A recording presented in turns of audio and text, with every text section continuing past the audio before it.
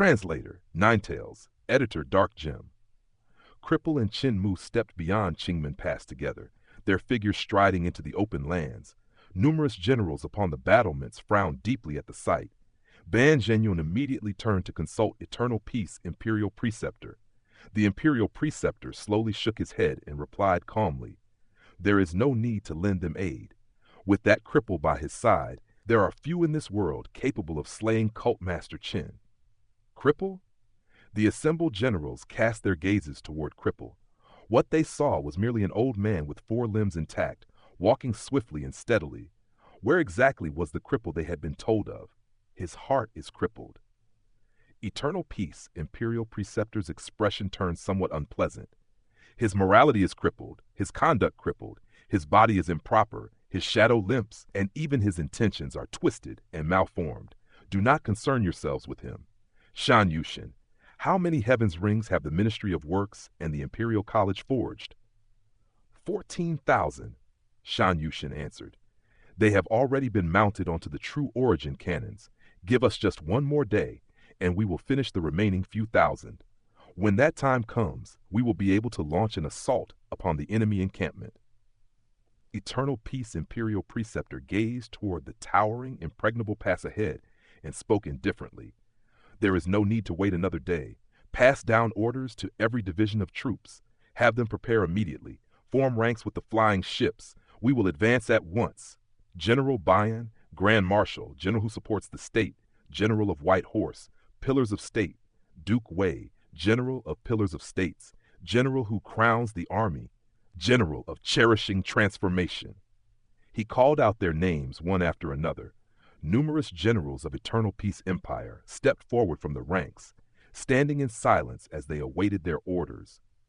After the rebellion of the previous Crown Prince Ling Yuxia had been suppressed, all officials aligned with him had been thoroughly purged. Yet Eternal Peace Empire was a land rich in talent. The Emperor had promoted countless capable minor officials to higher rank, so there was never a shortage of capable hands. Mobilize the army stationed behind the pass. They will march behind the flying ships. The ships shall carve the path ahead, and the army will sweep away the remnants behind them. Meanwhile, all of you will focus your efforts upon the experts of Divine Bridge Realm and Life and Death Realm. When opportunity arises, kill them. The generals' hearts tightened in unison. Duke Wei stepped forward and asked, "Imperial Preceptor, Cult Master Chen is still on the front lines. If we launch the assault now, the enemy may take action against him." Imperial Preceptor smiled faintly. "The moment he withdraws is the moment we attack. However, there is no need to worry about his safety. With that cripple present, there are not many in this world who could harm him." "Who will command the flying ships?" Ban Zhenyun asked. The flying ships had originally been dispersed among the army and commanded by the generals they were attached to. But now that Eternal Peace Imperial Preceptor had changed the strategy and required the ships to lead the assault, a separate force of powerful practitioners would need to be organized to command them. Only then could the army respond instantly to the constantly shifting battlefield. Eternal Peace. Imperial Preceptor's eyes flickered with sharp light. "Summon all high-ranking military officers. Also bring every directorate from the Imperial College." Moments later, several hundred high-ranking officers and numerous directorates hurried over to stand before him. "We possess 245 flying ships in total. That is equivalent to 245 flying swords."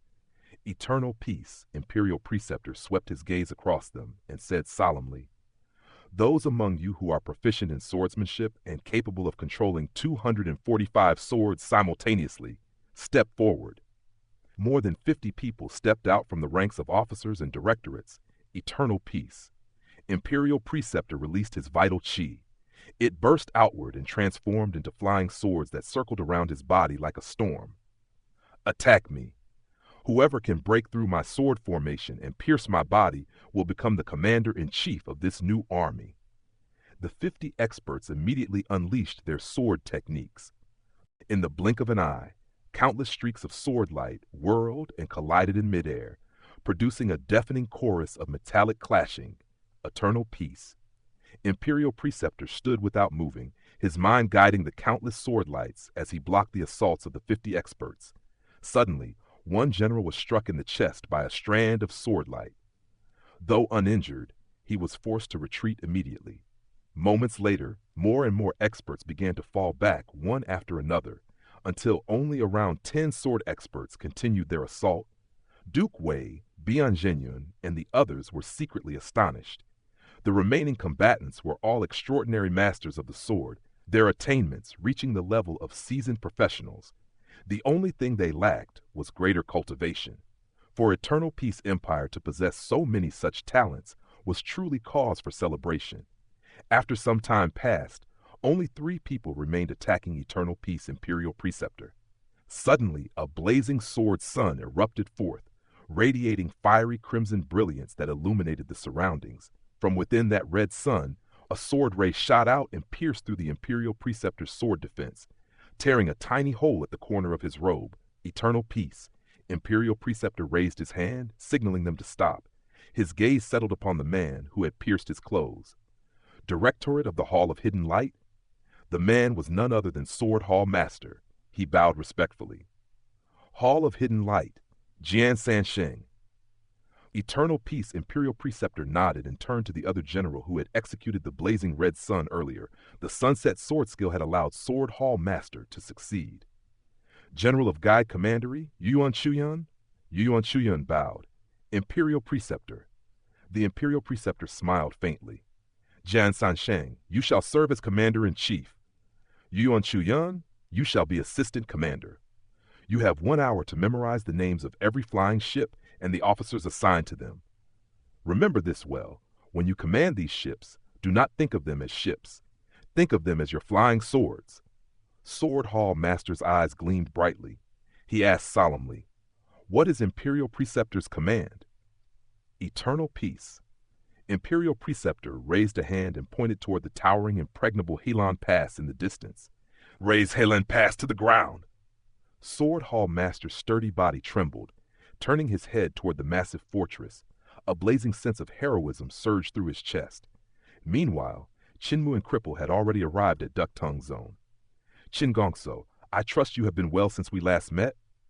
Qinmu called out loudly with a broad smile. Pan Gongso smiled faintly and glanced left and right. "Khan Ruandi, this man is the Heavenly Devil Cult Master. Surely he isn't the one who executed that ocean of sword light earlier?" Behind him, Khan Ruandi's sharp eyes swept across Qinmu's figure. It was this youth. When he appeared on the battlefield earlier, that terrifying sword art erupted and forced everyone to hold their breath. Qinmu's gaze shifted behind Pan Gongso, and he felt a slight jolt of surprise. Numerous Khans and Shaman Kings from Roland's Golden Palace stood there. Yet among them, one figure stood out vividly. The man towered above the others, far taller even than Sword Hall Master and Apothecary. Despite the late summer heat, he still wore a thick raccoon fur coat, with a golden knife and quiver hanging from his waist. Feeling the weight of that piercing gaze, Qinmu immediately guessed his identity. The mighty Lord of the Prairie, Khan Ruandi. When Grand Shaman had personally granted him the title of Khan, Khan Ruandi had become the world's #1 divine archer. His tribe was renowned for horseback archery, and from that day onward, his power on the prairie had surged dramatically. His martial prowess ranked near the very peak, and he was far more than a mere archer. Back when Qinmu and Chancellor Ba Shan had encountered Pan Gongso before he was possessed, the young man's fist techniques had already drawn their attention. Those techniques originated from Khan Ruandi, proving that his combat power extended far beyond the bow. Many people compared Khan Ruandi with Emperor Yanfeng. Both were formidable rulers who implemented bold and decisive reforms. However, Khan Ruandi had largely imitated Emperor Yanfeng's example. Reorganizing the chaotic prairie where tribes ruled independently, he annexed tribe after tribe and eradicated every shaman sect, absorbing their experts into his army. If not for the deliberate obstruction of Roland's Golden Palace, he would have long ago unified the prairie. At the time, the Golden Palace feared that once Khan Ruandi united the prairie, he might imitate Eternal Peace, Imperial Preceptor, and Emperor Yanfeng, and then suppress the Golden Palace itself. Thus they had withheld full support, Only after Grandmaster reincarnated as Pangong So and assumed leadership of the Golden Palace did they finally support Khan Ruandi's ambition to unite the prairie. Khan Ruandi's abilities are no weaker than Emperor Yanfeng's. Qin Mu smiled and stepped in front of Cripple, shouting loudly, Pangong So, is that your father Khan Ruandi standing behind you? Pangong So remained unmoved and smiled coldly. Little slut, still trying to provoke me? Senior brother Ruandi, Qin Mu greeted Khan Ruandi with a bright smile. Heavenly Saint Cult Master pays his respects to the Khan of the Prairie. Khan Ruandi frowned, feeling slightly troubled. Qin Mu was clearly attempting to take advantage of Pangong So in terms of seniority. If he returned the greeting, Pangong So's seniority would immediately fall beneath Qin Mu's, and Qin Mu would certainly demand that Pangong So call him uncle. Yet if he did not return the greeting, he would appear rude. Should he conquer Eternal Peace Empire one day, Qin Mu might very well lead the Heavenly Devil cult to cause trouble for him. Pangong So saw through his hesitation and laughed. Khan Ruandi, this Qin brat drives people insane with tricks like these. One sentence from him can suffocate you with rage until you wish to mince him into pieces. Now that you have seen him, you should understand that all his abilities lie in his mouth. Nothing more. In that case, Khan Ruandi asked, is the old man behind him the one who unleashed that sea of sword light? Pangong So shook his head. No, that one is an old fart with no arms and no legs. Don't worry, that old fart will not easily act. He has too many rules binding him. Besides, in a few days, people from high heavens will arrive to kill him. He smiled coldly. Once he dies, you will be able to trample Qingmen Pass and stroll through it without resistance, becoming master of Middle Earth. At that time, Khan Ruandi immediately added, the Golden Palace will be the only sacred ground remaining in the world. Pangong So laughed loudly. There is no need to be so cautious. My ambitions are not merely to create the #1 sacred ground, nor the only sacred ground. My goals reach far beyond anything you can imagine. He remembered the golden book hidden inside his robes, and flames seemed to ignite within his heart. Unconsciously, his hands clenched into fists. At that moment, Qin Mu strode forward with a wide grin. Khan Ruandi, your manners are truly poor. I greeted you, yet you failed to return the courtesy. No wonder Pangong So turned out like this under your teaching. Pangong So's face darkened. Just as he was about to respond, Qin Mu suddenly charged toward him, shouting loudly, Pangong So, hurry up and come out to call me uncle. Let uncle spank your backside. Pangong So's anger exploded. Glancing over, he saw the old man still standing far away with a beaming smile, unmoving. His courage immediately surged, and he lunged toward Qin Mu with a sneer. Qin brat, I spared you aboard the ship, but this time you shall die upon the battlefield. The two collided violently, magic power erupting like thunder. Their divine arts clashed, sending spiraling air currents exploding outward. Pangong So suddenly felt his arm go numb, and his heart trembled. I've already reached the peak of Six Directions realm, yet this brat's magic power is actually not weaker than mine. Qin Mu clasped his hands together. Instantly, countless sword lights burst from the touty sack on his back and shot forward. Pangong So hurriedly defended himself. Yet the sword lights suddenly retracted, merging together into a massive shimmering silver sphere that came crashing down from above. Pangong So raised both arms to block the gigantic sword pellet, but with a grunt, he was pressed straight into the earth beneath. Khan Ruandi and the others rushed forward to rescue him. Qin Mu immediately opened his touty sack and pulled the sword pellet back inside. At that moment, the smiling old man vanished. His figure flashed through the crowd like a phantom, passing each person in an instant. Everyone felt momentarily disoriented, as though they had just been struck by the elder. Just then, Pangong So emerged from the ground in the distance, floating upward as he shouted, Do not waste time fighting him. We will show him true power on the battlefield. Qin Mu and the old man did not remain. Instead, they suddenly fled, racing toward Qingmen Pass in twin trails of smoke. The amiable old man raised his hands, which were piled high with spoils like a mountain. The clothes, ornaments, and spirit weapons from Khan Ruandi and the others had all been stripped away, leaving them standing there naked and utterly bewildered. In Qin Mu's hand was a golden book, Beneath it hung a piece of underwear as he frantically fled back toward Qingmen Pass. Pan Gong So froze in shock. Then he hurriedly opened his robes and released an earth-shaking scream. The golden book, hidden within his clothes, had vanished, and along with it, his underwear was gone. "Chase them!" Pan Gong So roared furiously. At that very moment, the gates of Qingmen Pass burst open. Countless soldiers and cavalry surged outward like a flooding tide. Flying ships rose from behind the watchtowers, their bows aimed directly toward Helan Pass. Giants stood upon the bows, beating thunderous war drums whose echoes rolled across the heavens. "Eternal peace," Imperial Preceptor's voice rang across the entire city. "Soldiers, raise Helan Pass to the ground." Translator Ninetails, editor. Dark Gem Pan Gong So led Khan Ruandi together with the gathered experts in relentless pursuit of Qin Mu.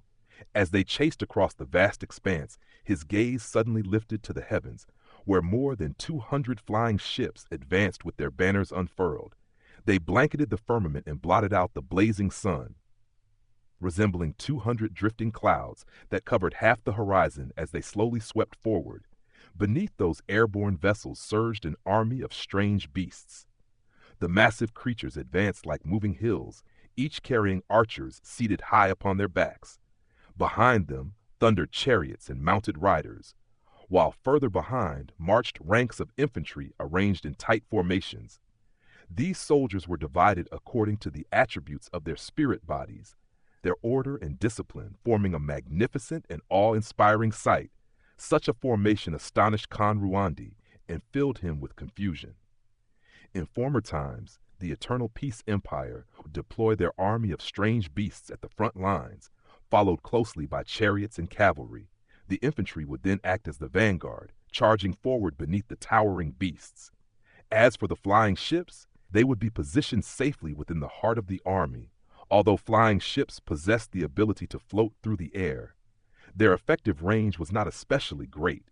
They were vulnerable to attacks and could easily be shot down. Thus they required the protection of the Central Army. Yet now, the flying ships were stationed at the very front.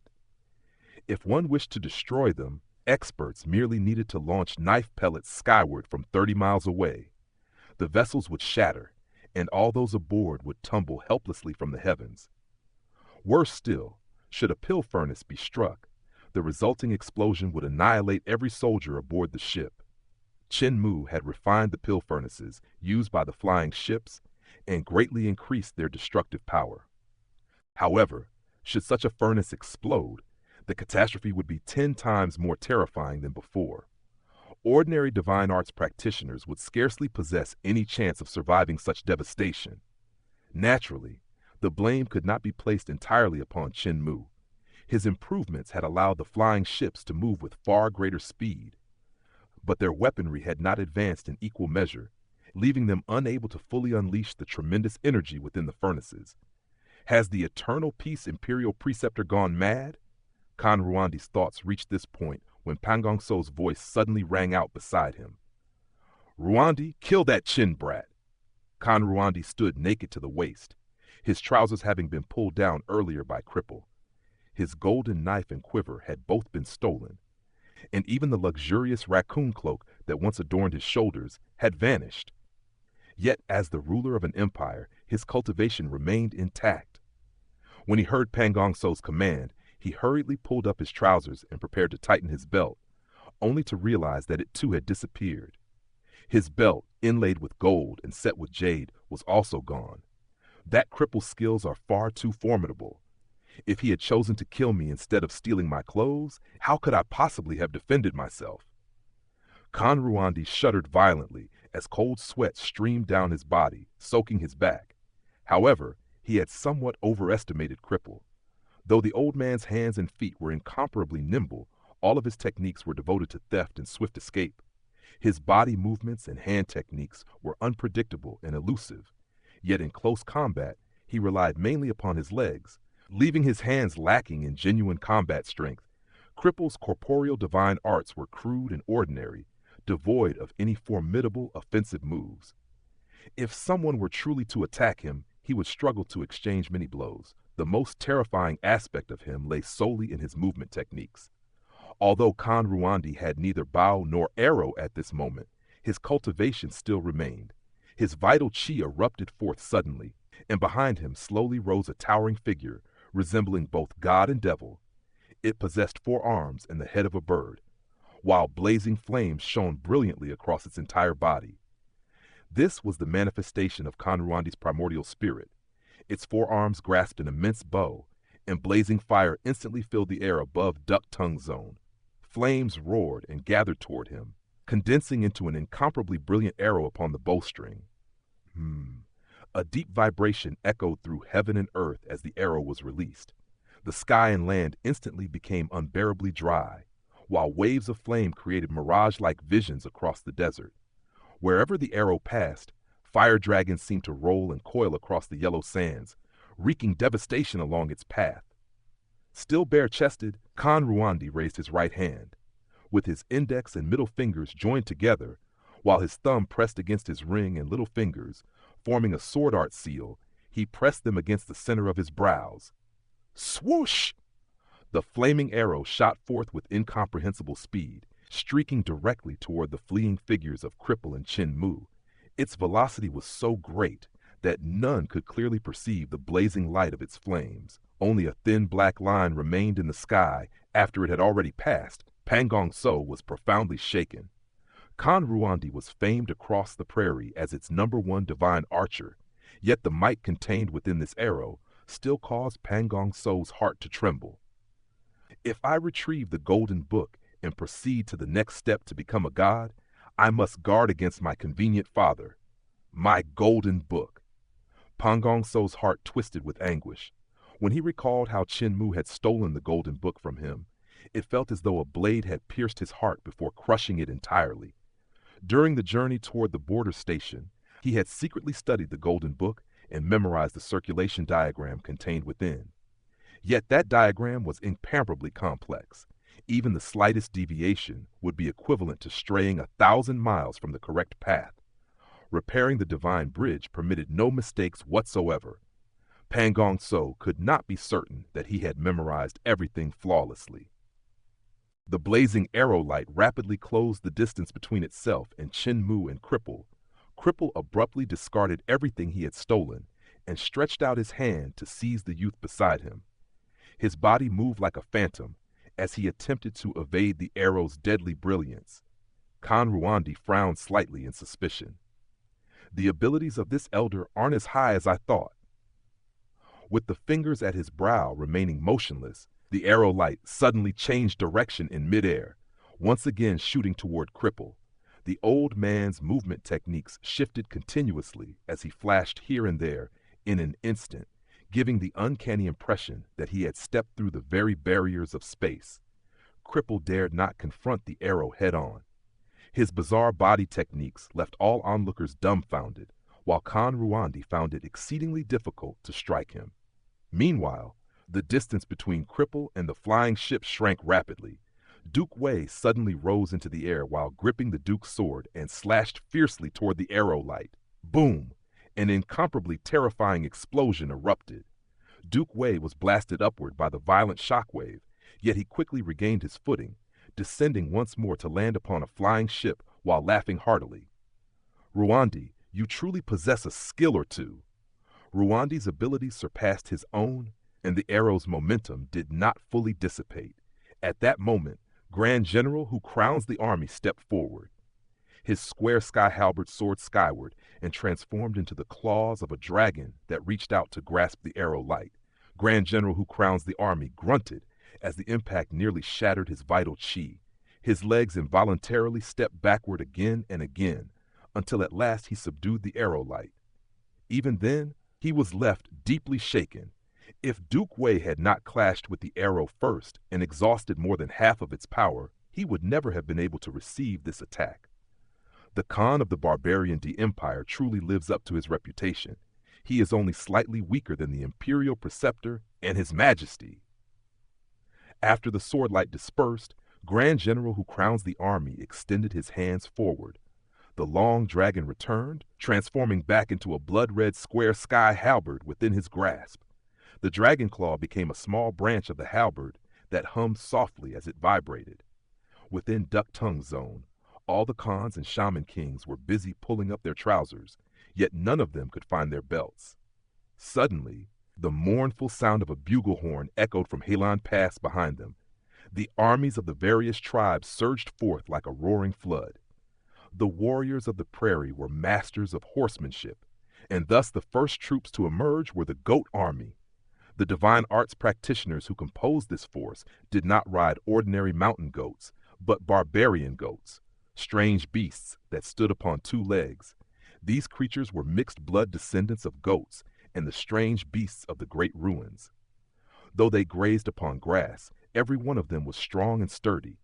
Barbarian goats possessed only two legs, yet when they sprinted forward, they resembled flightless birds charging across the plains. Their physiques were enormous. When standing upright, they resembled small buildings. Their most formidable weapons were their spiral horns. When these beasts lowered their heads and charged, they resembled plows tearing through dozens of yards of earth and smashing apart everything in their path. Meanwhile, high in the air flew the prairie's airborne cavalry mounted upon hawk-eagle wolves. These carnivorous strange beasts possessed the body of a massive wolf combined with powerful wings. Upon their backs rode the prairie's most formidable archers and knife practitioners. Because the prairie's troops moved as swiftly as the wind, the army of the Eternal Peace Empire had never been able to gain any decisive advantage against them. At this moment, the armies of the prairie's countless tribes surged forward with heaven-shaking momentum. Their numbers vastly exceeded those of the forces sent by the Eternal Peace Empire. Khan Ruandi and the other leaders tightened their trousers around their waists with crude, dead knots. Khan Ruandi burst into hearty laughter. So what if a petty thief stole our treasures and clothes? Only when we fight bare-chested upon the battlefield, with hot blood surging through our veins, can we be called true men. Our grudges have always been over land and livestock, so that our tribes may live better lives. Though the prairie is vast, its lands are not endless. Yet the Eternal Peace Empire is rich and flourishing. They possess abundant women and fertile lands. Let us fight to our heart's content today. Once we conquer Qingmen Pass, the lands of eternal peace shall become our grazing grounds. The blood of every Khan on the battlefield surged wildly. They laughed loudly with their upper bodies bare as their heroic spirits soared into the heavens, dispersing the white clouds as though cleansing the sky itself. Their cultivations were far from weak. Among them were numerous experts of the celestial being realm and life and death realm. There were even several Khans who had reached the divine bridge realm. Vital chi erupted from every one of them as their primordial spirits manifested behind their backs. All manner of god and devil apparitions took shape, each radiating immense power as they awaited the arrival of their armies. Once the forces had assembled, everyone unleashed their respective techniques.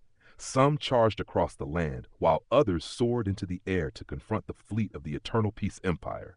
Pangong So hesitated for a moment, but did not follow them.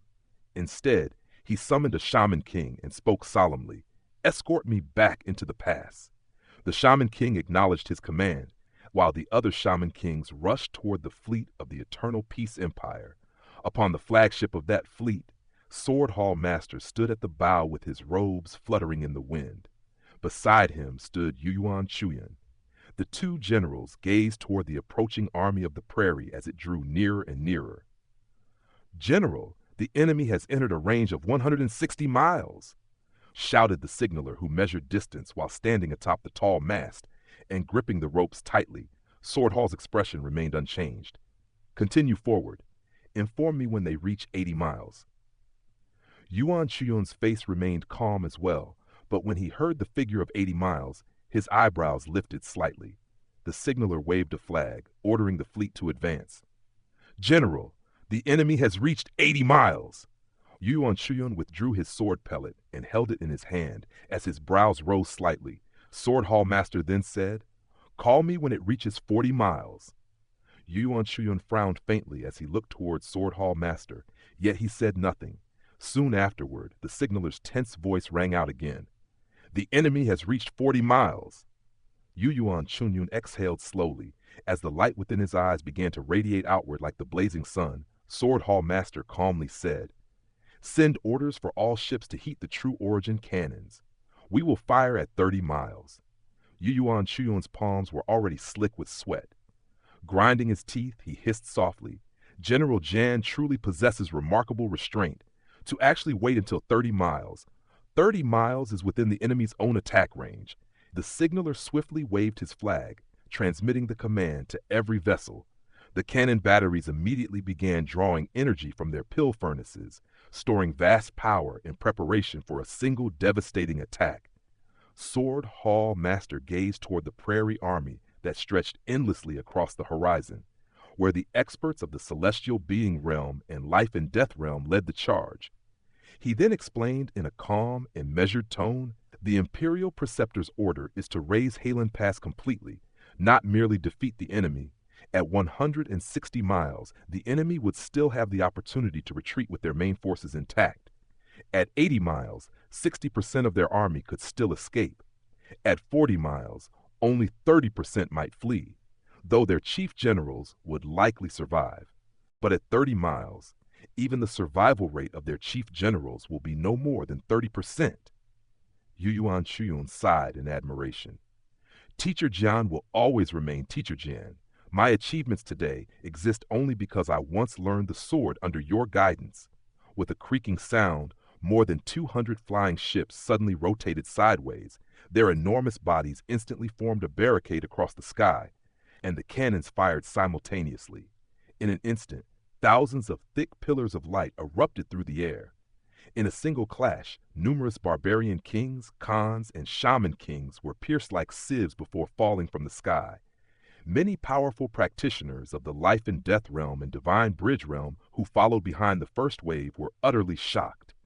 At that very moment, Duke Wei, Grand Marshal, Grand General, who crowns the army, and Grand General of Cherishing Transformation, rushed forth to intercept them.